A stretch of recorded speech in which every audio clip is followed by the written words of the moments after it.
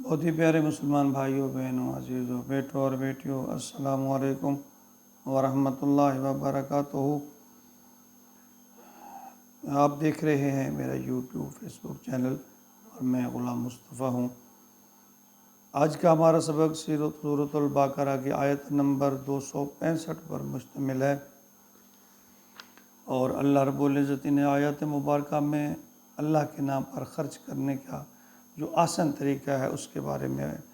فرما رہے ہیں۔ اعوذ باللہ من الشیطان الرجیم، بسم اللہ الرحمن الرحیم۔ وَمَثَلُ الَّذِينَ يُنْفِقُونَ أَمْوَالَهُمْ ابْتِغَاءَ مَرْضَاتِ اللَّهِ وَتَثْبِيتًا مِّنْ أَنفُسِهِمْ كَمَثَلِ جَنَّةٍ بِرَبْوَةٍ أَصَابَهَا وَابِلٌ فَآتَتْ أُكُلَهَا ضِعْفَيْنِ فَإِن لَّمْ يُصِبْهَا وَابِلٌ فَطَلٌّ وَاللَّهُ بِمَا تَعْمَلُونَ بَصِيرٌ۔ پچھلی آیت مبارکہ میں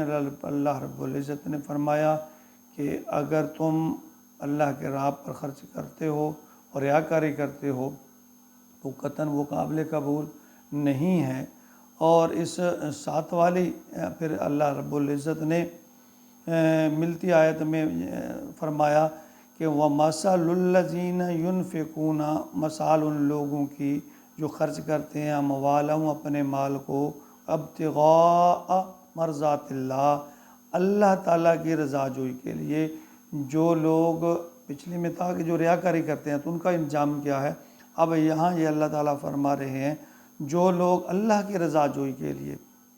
اللہ کی صرف ان کے اندر اللہ کو راضی کرنا ہوتا ہے، تو ان کے لیے کیا اجر اللہ فرماتے ہیں۔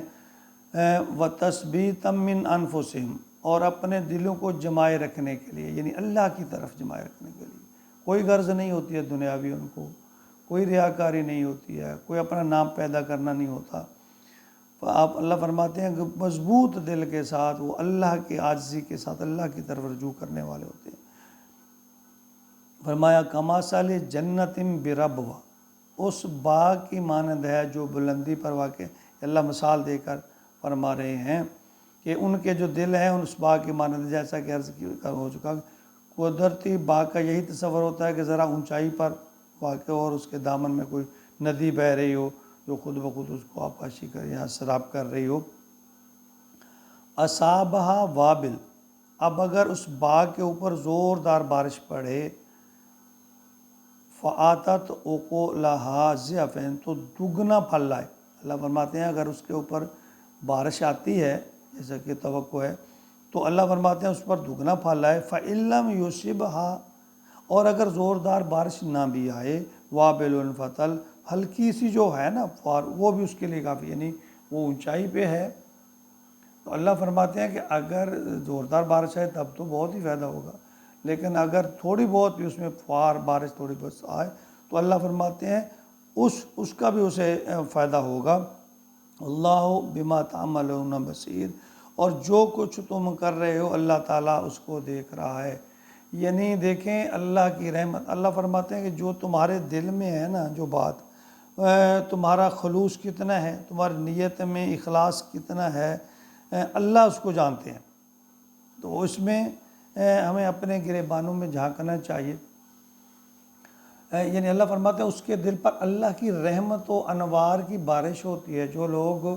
اللہ کی راہ میں صرف اس لیے خرچ کرتے ہیں کہ اللہ اس سے راضی ہو جائے، ان کا مطلوب اللہ کی رضا ہوتی ہے، اللہ فرماتے ہیں ان پر اللہ کی کبھی رحمت مسلسل آتی ہے اور کبھی فوار کی طرز پہ آتی ہے، یعنی ان کا دل جو ہے اللہ فرماتے ہیں تر و تازہ رہتا ہے۔ ایسے لوگوں کا جو لوگ اللہ کی رضا جو کے لیے،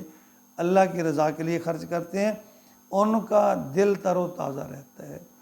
تو ہم تھوڑا سا اگر سوچ لیں کہ ہم اللہ کے نام پہ دیں، اپنا رزق بھی دیں، اور پھر اس کا ہمیں فائدہ، کوئی بھی عمل ہے، کوئی بھی کام ہے، دنیاوی لحاظ سے دیکھیں، ہم محنت کریں، مشقت کریں، اس کے لیے مصیبت اٹھائیں،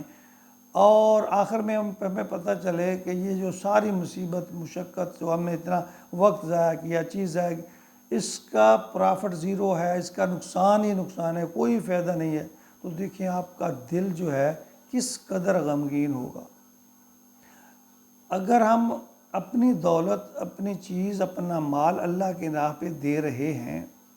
اور قیامت کے دن جب ہم اللہ کے سامنے پیش ہوں تو اللہ فرمائے کہ اس کا کوئی بدلہ نہیں ہے، کیوں کہ تم نے ریاکاری کی تھی، تم نے دکھاوا کیا تھا، تم نے اس کو اذیت دی تھی، تم نے ان کو زبان سے برا بھلا کہا تھا، تو کتنا صدمہ ہوگا اس دن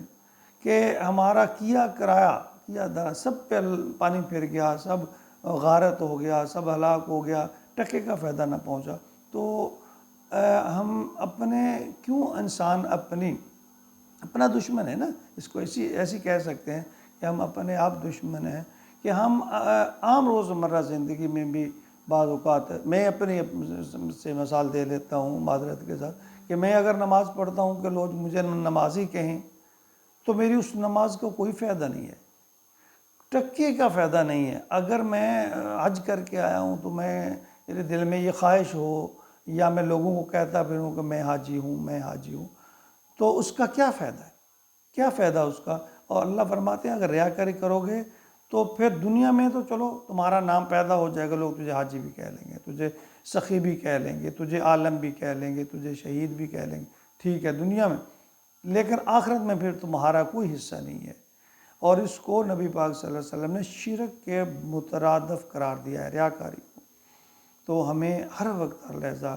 یہ کوشش کرنی چاہیے کہ ہماری کردار سے، ہماری گفتار سے، ہمارے عمل سے ہم جو نیکیاں کریں اس کو محفوظ کریں، یعنی ہم ریاکاری اور دکھاوے کی طرف نہ آئیں۔ اگر شیطان ہمیں ورگلا لے تو اللہ سے پناہ مانگے، بلکہ ویسے ہی پناہ مانگتے رہنا چاہیے کرنے سے پہلے کہ یا اللہ میں یہ تیری رضا کی خاطر کر رہا ہوں، اگر میرے سے کوئی کمی کوتاہی ہو جائے، کوئی انسان ہے نا غلط ریاکاری کا شعبہ پیدا ہو جائے، ریاکاری کا کوئی عنصر پیدا ہو جائے تو اللہ تو مجھے معاف کر دینا، اے اللہ میرا دل تیرے کنٹرول میں ہے، تو اس کو جس طرف بھی لے جائے میرے کنٹرول میں نہیں ہے۔ کہ اچھا اللہ خود فرماتے ہیں کہ نیکی کرنے کی بھی طاقت اور برائی سے بچنے کی بھی طاقت اللہ کے پاس ہے۔ تو اللہ سے دعا کرنی چاہیے پہلے بھی اور بعد میں بھی، یا اللہ اگر میرے دل میں کوئی ریاکاری کا عنصر پیدا ہو رہا ہے تو میں اس کے لیے معافی چاہتا ہوں، اور میں اللہ سے مانگنا چاہیے کہ یا اللہ میرے دل میں جو ہے اخلاص پیدا کر دے، اور اخلاص کسی بھی نیکی میں جس قدر بڑھتا جائے گا نیکی کا درجہ اس کی قدر بڑھتا جائے گا۔ دیکھیں ایک حدیث میں جس کا مفہوم ہے کہ ایک صحابی نے چند کھجوریں اللہ کے نام پہ دیں اور اللہ کے نبی نے اس کو ایسا پسند فرمایا، بلکہ بشارت دی اسے جنت کی، کہ کیا تھا کہ وہ رات بھر مزدوری کرتا رہا اور وہ لے آیا کہ میرے پاس اور تو کچھ نہیں ہے، ڈرتا رہتا نبی پاک صلی اللہ علیہ وسلم کے پاس کہ غزوہ کا موقع تھا، آپ وہی پیش کر دی کہ جو اس کے پاس تھا اس نے سارا کچھ دے دیا، اپنے بچوں کو، اپنے بھوک کو، ہر چیز کو قربان کرتے ہوئے، اور دل میں اللہ کا ڈر اور خوف کہ یا اللہ میرے سے قبول فرما لے۔ تو اللہ کو اس کا اخلاص اس قدر پسند آیا کہ مٹھی بھر کھجوریں یا کلو، 2 کلو، 4 کلو کہہ لیں جتنی بھی وہ تھیں،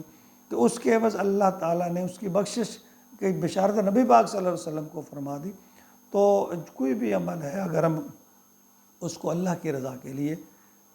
آسان طریقے سے اخلاص کے ساتھ کریں تو اس کی قدر قیمت جو ہے اور ثواب کا جو درجہ ہے وہ بڑھ جاتا ہے۔ اللہ رب العزت ہمیں اس شیطانی عمل یعنی ریاکاری سے محفوظ رکھے، اور اللہ میں ہر کام عاجزی کے ساتھ اور اخلاص کے ساتھ کرنے کی توفیق عطا فرمائے، آمین یا رب۔